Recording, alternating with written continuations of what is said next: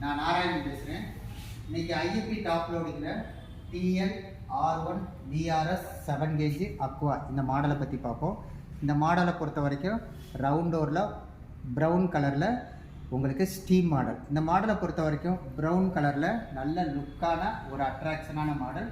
இதை பொறுத்த வரைக்கும் 7 kgயில் இந்த மாடல் கொடுத்துருக்கோம். இந்த மாடலை பொறுத்த வரைக்கும் உங்களுக்கு ப்ரோக்ராம் அப்படிங்கிறப்ப உங்களுக்கு வந்து 6 ப்ரோக்ராம் கொடுத்துருப்போம். எப்பயுமே நீங்கள் பவர் ஆன் பண்ணிட்டு ஸ்டார்ட் கொடுத்துட்டிங்கன்னா ஸ்மார்ட் சென்ஸில் தான் லைட் எரியும். ஸ்மார்ட் சென்ஸுங்கிறது நீங்கள் 5 துணியோ 10 துணியோ 15 துணி போடுறீங்கன்னா உங்களுக்கு வெயிட்டுக்கு தகுந்த மாதிரி அதுவே வாட்டரையும் டயத்தையும் ஸ்மார்ட்டாக ஆர்டிஃபிஷியலாக இதுவே டிசைட் பண்ணுறதுனால தான் இது வந்து ஸ்மார்ட் சென்ஸ் அப்படிங்கிறோம். அதுக்கடுத்து நான் டெய்லி போடுற என் ட்ரெஸ்ஸை பொறுத்த வரைக்கும் சாயிலேஜ் லெவல் ரொம்ப லெஸ்ஸாக இருக்குது, இல்லை எண்ணிக்கை கம்மியாக இருக்குது அப்படிங்கிறப்ப நீங்கள் வந்து மிக்சட் டெய்லியில் நீங்கள் யூஸ் பண்ணிக்கலாம். அதுக்கடுத்து என் ட்ரெஸ்ஸில் வந்து சாயிலேஜ் லெவல் வந்து ரொம்ப லெஸ்ஸாக இருக்குது, ஒரு ஃபங்க்ஷனுக்கு போயிட்டு வந்திருக்கேன், அந்தளவுக்கு சாயிலேஜ் இல்லை அப்படின்னா நீங்கள் எக்ஸ்ப்ரெஸ்ஸு நீங்கள் செலக்ட் பண்ணிக்கலாம். அதுக்கடுத்து போர்வை, ஜீனு, பெட்ஷீட்டு, ரஃப்பான மெட்டீரியல் போடுறேன் அப்படின்னா நீங்கள் வந்து ஜீன்ஸு நீங்கள் செலக்ட் பண்ணிக்கலாம். அதுக்கடுத்து லேடிஸு அண்டு கேர்ள்ஸு அதே மாதிரி சின்ன குழந்தைங்க ட்ரெஸ்ஸு அது எல்லாமே பார்த்திங்கன்னா டெலிகேட்டில் இருக்கும். அப்படிங்கிறப்ப அதை நீங்கள் டெலிகேட்டில் நீங்கள் செலக்ட் பண்ணிக்கலாம். அதுக்கடுத்து ஏதோ ஒரு காரணத்தினால நான் வெளியில் போட்டு துவைச்சி அலசிட்டேன், எனக்கு ஸ்பின் மட்டும் பண்ணணும் அப்படின்னா நீங்கள் ஸ்பின் பண்ணிக்கலாம். சப்போஸ் நான் எனக்கு வாஷிங் மிஷின்குள்ளே ஒன்லி வாஷிங் மட்டும் பண்ணணும் அப்படின்னா நீங்கள் வாஷிங் செலக்ட் பண்ணிக்கலாம். அதுக்கடுத்து நார்மலாக டாப் லோடிங்கிறப்ப ஒரு தடவை துவைச்சி 2 தடவை அலசும். எனக்கு ரின்ஸோட தன்மையை இன்க்ரீஸ் பண்ணணும் அப்படிங்கிறப்ப நீங்கள் வந்து அடிஷ்னல் ரின்ஸு நீங்கள் செலக்ட் பண்ணிக்கலாம். இல்லை எனக்கு வெறுமனே ரின்ஸ் மட்டும் பண்ணணுனாலும் நீங்கள் பண்ணிக்கலாம். அதுக்கப்புறம் நார்மலாக டாப் லோடிங்கிறப்ப எப்பயுமே செலக்ட் பண்ணுறோம்னா உங்களுக்கு கோல்டு வாட்டரில் தான் வாஷ் பண்ணும். எனக்கு ஹாட் வாட்டர் இருந்தால் நல்லாயிருக்கும் அப்படின்னா நீங்கள் ஹாட் வாட்ரு, அதாவது கோல்டு வாட்டரோட பெட்டர் வாஷுங்கிறது ஹாட் வாட்டர். அதுக்கடுத்து எனக்கு ஹாட் வாட்டரோட பெட்டர் வாஷ் வேணும் அப்படிங்கிறப்ப நீங்கள் வந்து என்ன பண்ணிக்கலாம் அப்படின்னா ஸ்டீமுங்கிறப்ப 2 ப்ரோக்ராமில் ஸ்டீம் வேலை செஞ்சுக்கலாம். ஒன்று வந்து மிக்சர் டெய்லிலையும் ஜீன்ஸ்லேயும் நீங்கள் ஸ்டீமை வந்து செலக்ட் பண்ணிக்கலாம். அப்படிங்கிறப்ப இந்த மாடலை பொறுத்த வரைக்கும் உங்களுக்கு வந்து கோல்டு, ஹாட்டு, ஸ்டீமு நம்ம செலக்ட் பண்ணிக்கலாம். ரொம்ப சிம்பிளானதை நீங்கள் என்ன ப்ரோக்ராம் செலக்ட் பண்ணியிருக்கீங்களோ அந்த ப்ரோக்ராமுக்கு தகுந்த மாதிரி வாட்டர் லெவல் அதுவே செலக்ட் பண்ணிக்கிறோம். அதுக்கடுத்து எனக்கு வந்து மிஷின் ரன் ஆகிக்கிட்டே இருக்குது, எனக்கு வந்து பசங்க வந்து ப்ரோக்ராமை சேஞ்ச் பண்ணாமல் இருக்கக்கூடாது அப்படிங்கிறப்ப நீங்கள் வந்து ஆப்ஷனை டெம்பரேச்சரை ப்ரெஸ் பண்ணிங்கன்னா 3 செகண்டு உங்களுக்கு சைல்ட் லாக் ஆயிடும். அதுக்கடுத்து எங்கள் ஏரியாவில் தண்ணி வசதி ரொம்ப கம்மியாக இருக்குது, அதிகமான துணியை போட்டு வாஷ் பண்ணணும் அப்படிங்கிறப்ப நீங்கள் வாட்டர் சேவ் செலக்ட் பண்ணிங்கன்னா ஃபஸ்ட்டு தடவை வாஷ் பண்ணிட்டு அதுக்கடுத்து 2 தடவை அலசுகிறப்ப கடைசியாக 2ஆவது தடவை அலசுகிற தண்ணியை அப்படியே வச்சுருக்கோம், அலசிட்டு வச்சுருக்கோம்.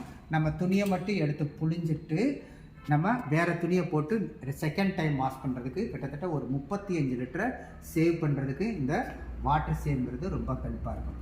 இந்த மாடலை பொறுத்த வரைக்கும் வேறு என்ன அட்வான்டேஜஸ் அப்படின்னு பார்த்தீங்கன்னா இதை பொறுத்த வரைக்கும் உங்களுக்கு ட்ரையாடிக் பல்சேட்டரில் இயங்குறதுனால உங்களுக்கு 3 டைரக்ஷனில் வந்து பல்சேட்டர் வந்து ரன் ஆகிறதுனால உங்களுக்கு என்ன ஆகும் அப்படின்னா உங்களுக்கு துணி வந்து மேலே கீழே மாறும்.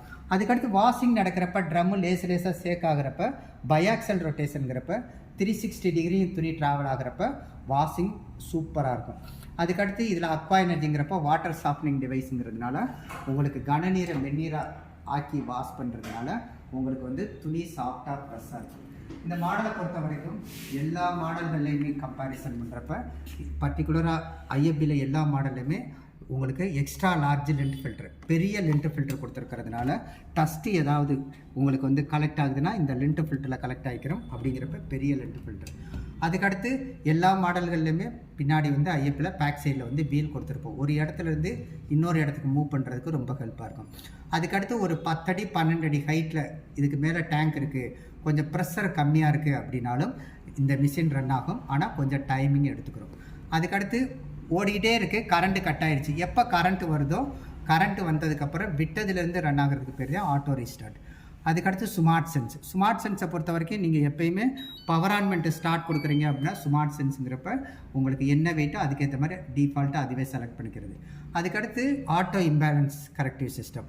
இப்போ ஸ்பின் பண்ணுறப்ப வைப்ரேஷன் நாய்ஸ் இருக்கக்கூடாதுங்கிறதுக்காக 9 டைம்ஸ் சர்ச் பண்ணி ரன் ஆகிறதுனால வைப்ரேஷன் நாய்ஸ் இருக்காது. அதுக்கடுத்து வோல்டேஜ் ப்ரொடக்ஷன். இதை பொறுத்த வரைக்கும் 170லேருந்து 270க்குள்ளே வந்தால் ரன் ஆகும். அதுக்கு கீழேயோ 170க்கு கீழேயோ 270க்கு மேலேயோ இருந்துச்சுன்னா மிஷின் வந்து ஆஃப் ஆகிட்டு எரர் கோடு காமிச்சிடும். எப்போ கரண்ட் சரியாக வருதோ அப்போ தான் ரன் ஆகும். அது மிஷின் சேஃப்டிக்காக கொடுத்தது. அதுக்கடுத்து ஆட்டோ டயக்னோசிஸ். இந்த பொறுத்த வரைக்கும் ஆட்டோ டயக்னோசிஸ்ங்கிறது என்னென்னா, இப்போ வந்து ஏதோ ஒரு காரணத்தினால மிஷின் ரன் ஆகலை. ஒன்று வாட்டர் சரியாக வராமல் இருக்கலாம், இல்லை கரண்ட்டு சரியாக இருக்கலாம். மிஷினில் ஏதாவது ப்ராப்ளம்னா இதில் எரர் கோடு காமிக்கும். அதுக்கு ஏற்ற மாதிரி நம்ம அந்த பர்டிகுலர் ஸ்பேரை மட்டும் பிரித்து பார்க்குறதுக்கோ இது சம்மந்தப்பட்டது என்னங்கிறத ஈஸியாக தெரிஞ்சுக்கிறதுக்கு தான் செல்ஃப் டயக்னோசிஸ் கொடுத்துருக்கோம். அப்படிங்கிறப்ப இந்த மாடலை பொறுத்த வரைக்கும் இருக்கிறதுலே ரொம்ப சிம்பிளாக அட்ராக்டிவாக கொடுத்துருக்கோம். வாரண்டியை பொறுத்த வரைக்கும் உங்களுக்கு 4 இயர்ஸ் 100% வாரண்ட்டி, மோட்டாருக்கு 10 இயர் வாரண்ட்டி. அதே மாதிரி குறைந்தபட்சம் 10 வருஷத்துக்கு ஸ்பேர் கிடைக்கும் அப்படின்னு ஒரு மிகப்பெரிய உத்தரவாதம் கொடுப்போம். அதுக்கடுத்து இது 5 ஸ்டார் ரேட்டிங்கில் கொடுத்துருக்கிறதுனால பவர் கன்சப்ஷனும் ரொம்ப லெஸ்ஸாக இருக்கும். ஒரு 7 கேஜில் ஒரு நல்ல மாடலாக ப்ராப்பராக எக்ஸ்பிளைன் பண்ணேன் அப்படிங்கிற திருப்தியுடன் விடைபெறுகிறேன். பிடிச்சிருந்தால் லைக் பண்ணி கமெண்ட் பண்ணி ஷேர் பண்ணி